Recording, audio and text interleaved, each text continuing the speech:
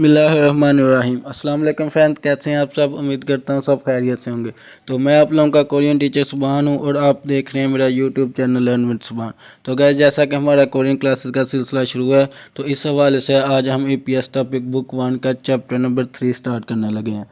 तो जो लोग ईपीएस टॉपिक का टेस्ट देना चाहते हैं उन लोगों के लिए बुक 1 और बुक 2 कंप्लीट तैयार करना बहुत ज़रूरी है। तो मैं इंशाल्लाह आप लोगों को इसी चैनल के ऊपर दोनों बुक्स की कंप्लीट तैयारी करवाऊंगा।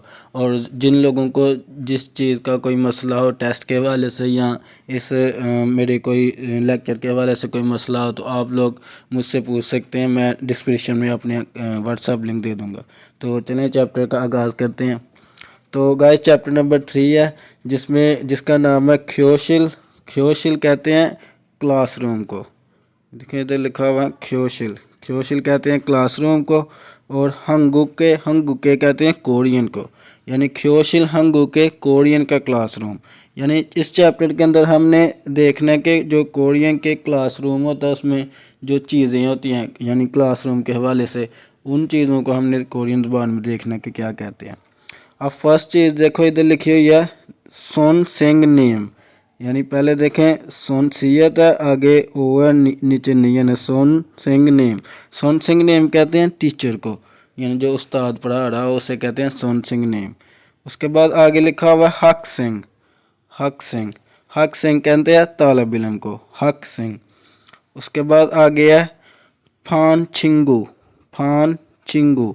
फान छिंगू कहते हैं जो आपका क्लास फेलो हो, यानी जो आपका दोस्त हो क्लास के अंदर, क्लासमेट। उसके बाद आगे है छिल फन। छिल फन। छिल फन कहते हैं वाइट बोर्ड को या ब्लैक बोर्ड को, जिसके ऊपर जो उस्ताद है वो पढ़ाता है। छिल फन। उसके बाद नीचे देखें लिखा हुआ है छेक संग। छेक संग। छेक संग कहते हैं डेस्क को, कोई भी मेज़ वगैरह हो सकता है जिसे छेक संग कहते हैं। उसके बाद आगे लिखा हुआ उईजा। उईजा। उईजा कहते हैं कुर्सी को, चेयर को। उसके बाद आगे है चेक। चेक। चेक कहते हैं किताब को, यानी जो किताब आप पढ़ रहे हो उसे कहते हैं चेक। उसके बाद आगे लिखा हुआ खोंग चेक।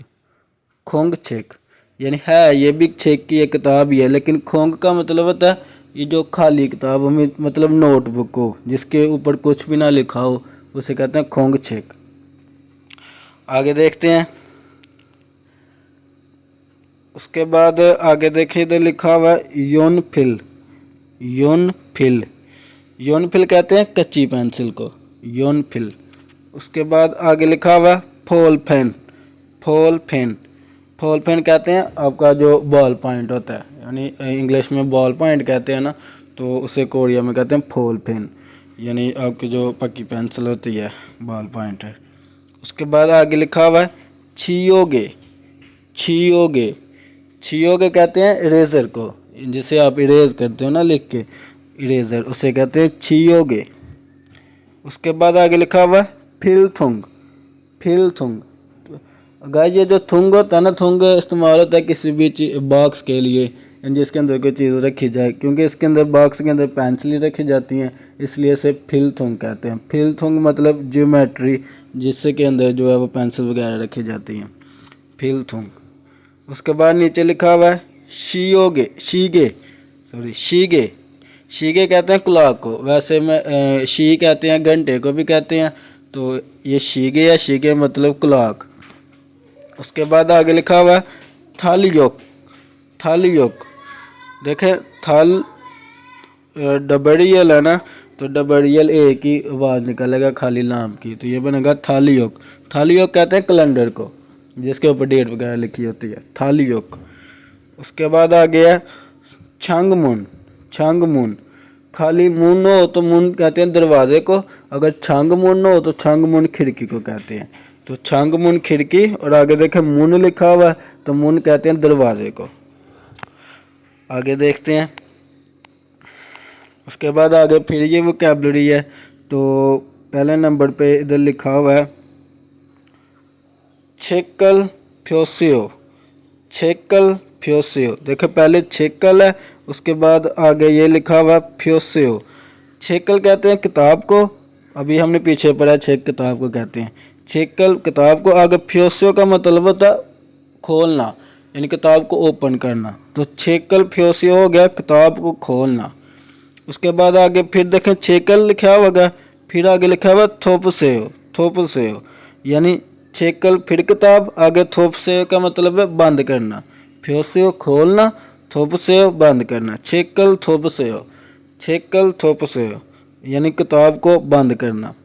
उसके बाद आगे लिखा हुआ बोसेयो, बोसेयो, बोसेयो का मतलब होता है देखना, यानी किसी चीज़ की तरफ देखना से कहते हैं बोसेयो। उसके बाद नीचे लिखा हुआ है ताड़ासेयो, ताड़ासेयो, ताड़ा से कहते हैं सुनना, किसी चीज़ को गौर से सुनना, उसे कहते हैं ताड़ासेयो।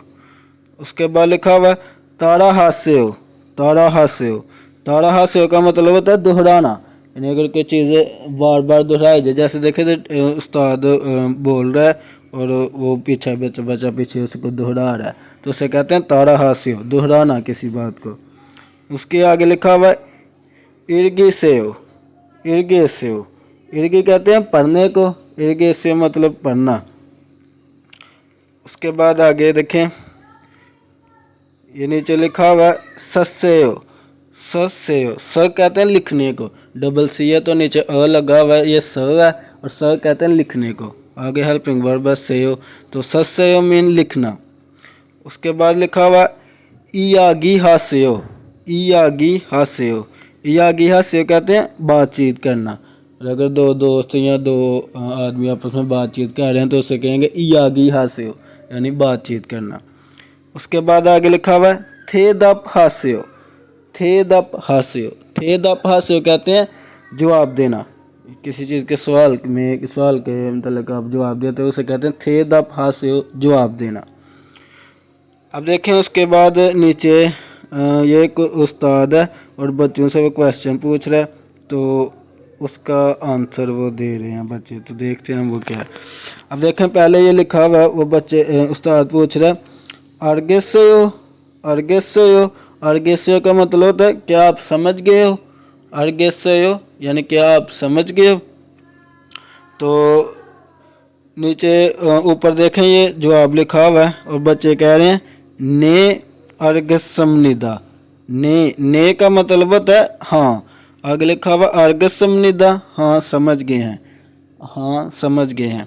उसके बाद नीचे फिर लिखा हुआ आनियो मुर्गसमनिदा, आनियो का मतलब होता है नहीं और मुर्गसमनिदा यानी नहीं समझे। मुर्ग इस्तेमाल होता है जो बात उल्ट करनी हो, यानी समझने का उल्टा ना नहीं समझे, तो उधर ये मुर्ग इस्तेमाल होगा।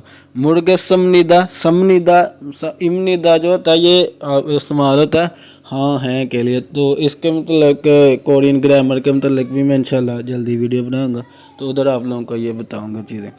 तो आनियो मुर्गसमनिदा मतलब नहीं, हम नहीं समझे। उसके बाद देखें ये दूसरा क्वेश्चन।